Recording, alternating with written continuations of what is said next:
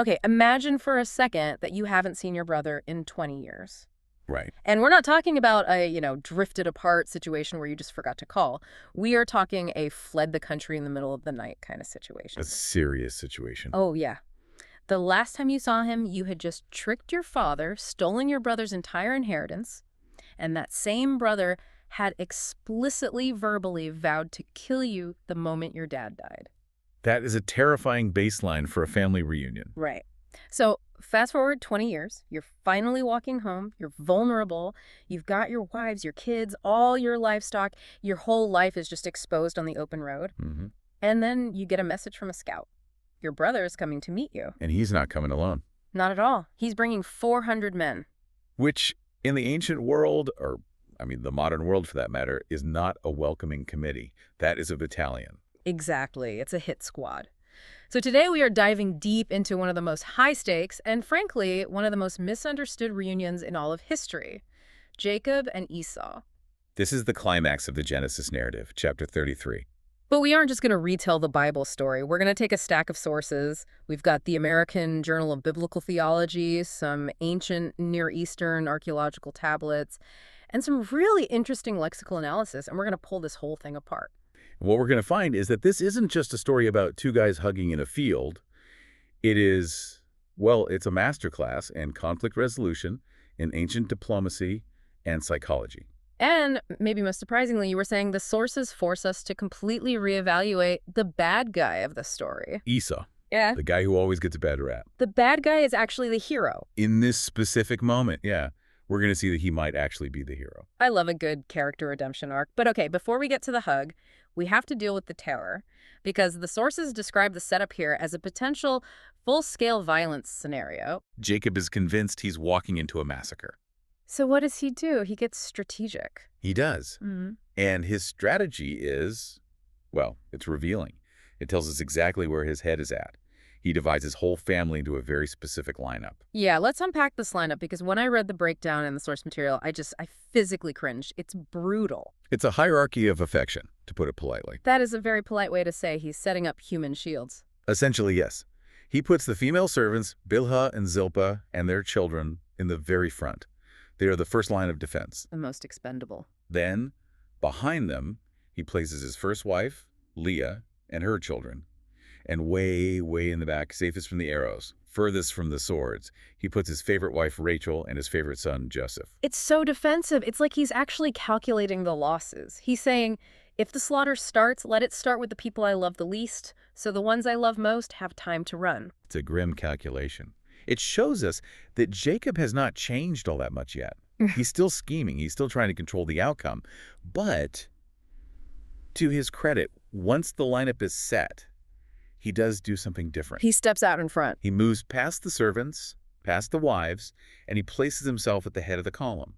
And as he approaches Esau, the text describes this very specific action. He bows to the ground 7 times. Now, to a modern ear, bowing 7 times just sounds like panic. Like he's tripping over his feet, hyperventilating, just groveling for his life. See, that's where the history gets really fascinating, because if you just read the text without the context, it looks like fear. But if you look at the American Journal of Biblical Theology and compare this to archaeological finds, specifically the Amarna letters, you see a pattern. The Amarna letters, these are the clay tablets from ancient Egypt, the correspondence between pharaohs and local kings. Correct. We have records in those letters where vassal kings are writing to the pharaoh.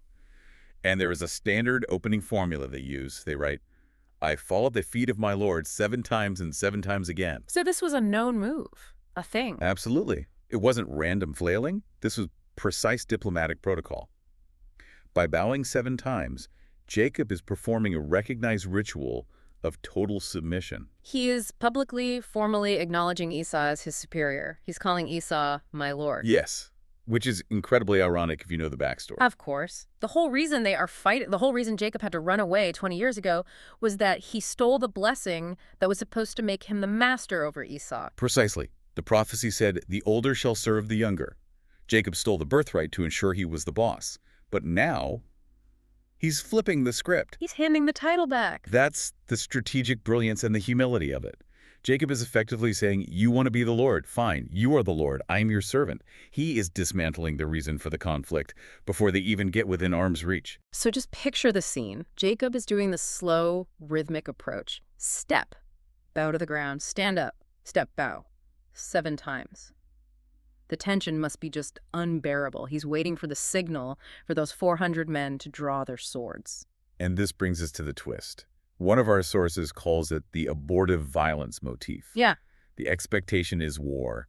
Esau has the capacity to destroy Jacob. He has the manpower. He has the motive. But he doesn't attack. No.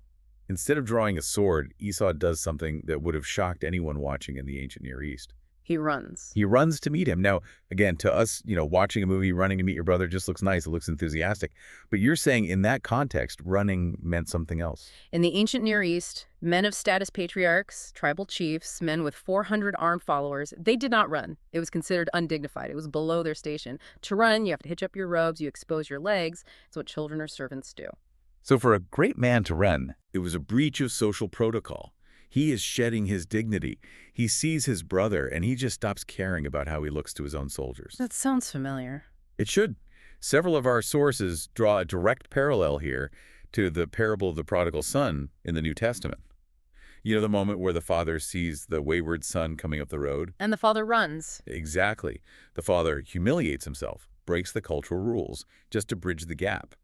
Esau is playing the role of the loving father here. He discards his status to restore the relationship. That is wild. Jacob is the one who carries the godly line, but Esau is the one acting like God in the parable. It forces a total reevaluation of the character. And the text itself, it emphasizes this emotional release. We get this rapid-fire succession of Hebrew verbs in verse 4. I love when we get into the Hebrew. Break it down for us. Okay, so it goes, Weirats, he ran, Wechakuhu embraced, Weichaku he kissed, and Weibeku he wept. It's like the dam just breaks. It is total unfiltered emotion. But there is a tiny fascinating detail in the Hebrew text about that third verb, the kiss. Oh, this is my favorite part of the research packet. The dots, right? Yes, the punctum extraordinary. Yeah. In the Masoretic text, which is the authoritative Hebrew Bible, there are these special marks, basically dots, placed directly over the letters for the word kissed. Like bolding it or putting it in italics? Similar idea. Yeah. It's a signal from the scribes to the reader.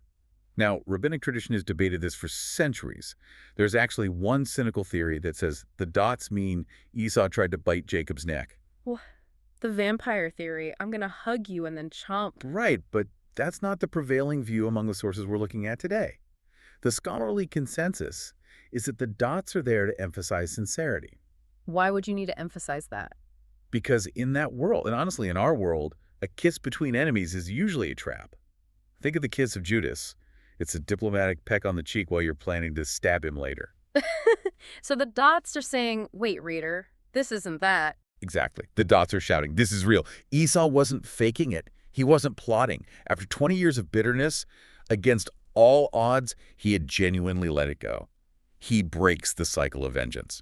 This really brings us to the big reassessment of Esau, because growing up, I feel like I was always told Esau was the bad guy. He's the profane one, the godless one.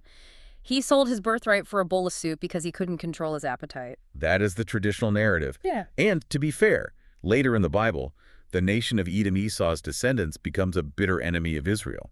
So the prophets and editors who came centuries later had a lot of nationalistic prejudice, as one source puts it. Yeah. They looked back and painted Esau in the worst possible light because they hated his great-great-grandchildren. History is written by the victors. Always. But if you strip away that later bias and you just look strictly at this narrative, and Genesis 33, who's the hero? It's hard to argue it's Jacob. Jacob is the one trembling, scheming, hiding behind his wives. Esau is the one running and hugging and weeping. Esau is the hero of reconciliation here. Think about it. He initiates the hug, and then when Jacob tries to give him this massive gift of livestock, basically a fortune, what does Esau say? He says, I have enough, my brother. I have enough. I mean, that is a statement of profound contentment. He isn't greedy. He doesn't need Jacob's money to be happy. He's built his own life. And most importantly, he forgives Jacob before Jacob even apologizes. That's a key point. Jacob hasn't actually said, I'm sorry yet when the hug happens. No, Esau didn't need the apology to move on. He had already done the internal work. And one of the sources mentioned the Nuzu tablets in relation to the whole selling the birthright thing, that it might not have been as spiritually awful as we think. Right. We often look at Esau selling his birthright for stew as proof that he didn't care about spiritual things. But the Nuzu tablets, which are legal texts from that same era and region, they show us that in that culture, selling birthrights was a standard legal transaction. So it was just business. It was a trade, like selling a future stock option. It happened. So painting him as this godless monster for that one transaction might be, as one journal suggests, a hasty judgment. In this moment, Esau is the one modeling grace. Which is shocking considering Jacob is the one who literally wrestled with God the night before. But let's talk about that interaction where Jacob insists Esau take the gifts. Because Jacob says something really weird. It is one of the most striking lines in Genesis. Jacob says to Esau, "For seeing your face is like seeing the face of God." Yes. Okay, hold on. Is Jacob calling his brother God? Is he hallucinating from lack of sleep? That sounds borderline blasphemous. It does if you take it literally. But the experts explain this is a Hebrew idiom.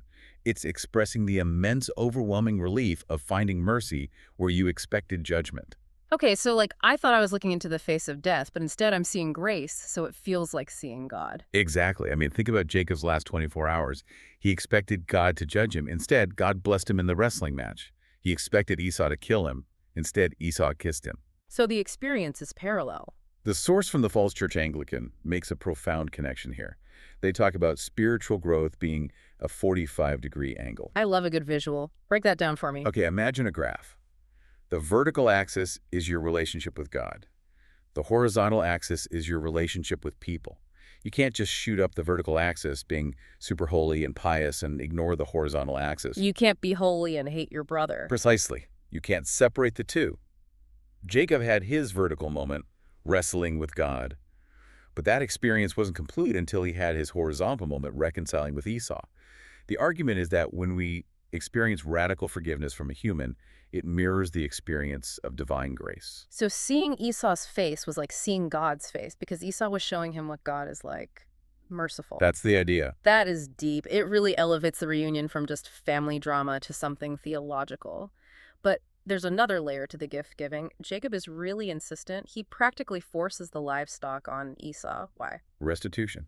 Jacob uses a specific word for the gift. He calls it a baraka. Which means blessing. Yes. 20 years ago, Jacob stole the baraka. Now, he is trying to return the baraka. He is trying to clear his guilty conscience. So if Esau refuses the gift, Jacob feels like he's still in debt. In his mind, yes. By accepting the gift, Esau isn't just taking money. He is granting Jacob freedom from his guilt. He is validating the reconciliation. It's a transaction that says, we are square. You owe me nothing. So Esau accepts the gift. They've cried, they've hugged, the 400 men are standing down. It's a happy ending, but then the ending is kind of distinct. It's realistic, and I think it's a crucial lesson for anyone listening. Esau says, "Hey, let's travel together. We can go back to my place in Seir." He invites him home, and Jacob says, well, kids are tired, the sheep are slow. You go ahead, I'll catch up. And he never catches up. He goes a completely different direction. Esau goes south to Seir, and Jacob turns and goes to Sukkoth. Did he lie? Or did he just ghost him? I wouldn't call it a lie so much as a boundary. And this is a key takeaway from the sources. Reconciliation means peace. It means the war is over. It means forgiveness. But it does not necessarily mean restoration of close proximity. You can forgive someone without moving in with them. Exactly. Sometimes, for peace to be maintained, you need healthy distance. They're different men. Esau is a man of the field. Jacob is a man of the tents. They have different destinies. They part as friends, but they part. I think that's actually really comforting because sometimes people feel like if they forgive a toxic family member or an estranged friend, things have to go back to exactly how they were when they were kids. And that's just not always possible, or even wise. The text shows us that you can have kiss of sincerity, you can have genuine love and forgiveness, and still have separate zip codes. That is a valid form of reconciliation. So let's zoom out. We started this deep dive with a man walking toward his death, and we ended with weeping and a peaceful, if distant, parting. What's the big takeaway from this stack of research? For me, it's the contrast between the two kinds of courage on display.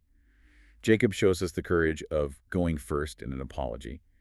He didn't wait for Esau to come to him. He bowed, he humbled himself, he owned his mess. Which is hard to do. It's incredibly hard. But Esau shows us the power of running. The power of not letting dignity get in the way of love. Right. Esau had the power to destroy. He had every right, legally and culturally, to take revenge. But he chose to run toward the relationship. He aborted the violence. I mean, think about the stakes. If Esau hadn't run, the entire history of the Bible changes. Jacob likely dies there. The 12 tribes of Israel aren't born. The lineage that leads to David and eventually Jesus is cut off. That's a wild thought. The whole history of that region, and you could argue Western history, hinged on one guy deciding to hug his brother instead of kill him. It really did. And it reminds us that we often villainize people like Esau because it's convenient for our narrative. But in this moment, the bad guy was the one who understood grace better than anyone else in the scene. It's a powerful reversal. You know, we always like to leave you with something to chew on, something a little provocative to take into your week. And looking through the source material, there was this quote from Dietrich Bonhoeffer that just stopped me in my tracks. Oh, I know the one. It's about confession. Bonhoeffer asks, "Why is it often easier for us to acknowledge our sins before God than before another believer?" It cuts deep. We are often comfortable telling a holy, invisible God that we messed up. It feels private. It feels safe. But looking a brother, a sister, or a friend in the eye, seeing their face and saying, "I was wrong," that is terrifying. It is. Jacob wrestled with God and survived, but he was still trembling when he had to face Esau. Maybe that horizontal reconciliation, making it right with the person standing right in front of you, is the true test of whether you've really wrestled with God at all. I think that is the perfect place to leave it. Thanks for diving in with us. We'll see you next time.